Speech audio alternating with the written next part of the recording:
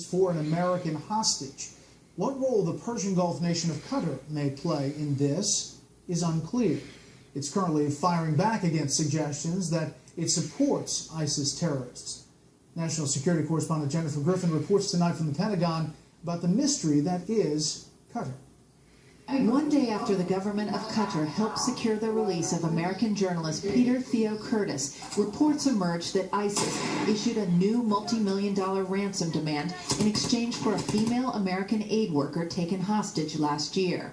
A few months back, the small oil-rich Gulf country of Qatar, home to Al Jazeera and one of the largest U.S. air bases in the Middle East, helped secure the release of American POW Sergeant Bo Bergdahl in exchange for 5 high-level Taliban prisoners held at Guantanamo Bay.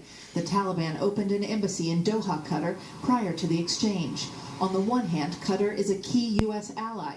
On the other, it is dogged by accusations that it is supporting Islamist militants in Libya, Gaza, and Syria. Qatar is increasingly playing a double game. One of the reasons we don't call them out is, number one, because we need them in the short term, even if in the long term they burn us. Qatar helped encourage the truce announced today between Hamas and Israel, but it also allows the head of Hamas, Khalid Mashal, to live in Qatar.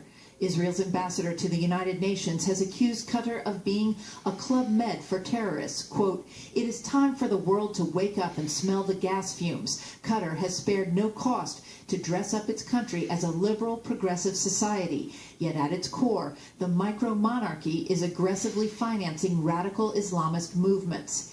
In July, the Pentagon authorized an $11 billion arms deal with Qatar, and U.S. Central Command uses Qatar as its main base of operations in the Middle East. We want to continue to broaden that military-to-military relationship, and that's our focus, is on the military relationship. Qatar's support for Libya's Islamist factions forced Egypt and the United Arab Emirates to go it alone twice in the past week, carrying out airstrikes against Libyan factions, surprising U.S. officials. We do believe there were airstrikes undertaken in recent days by the UAE and Egypt inside Libya.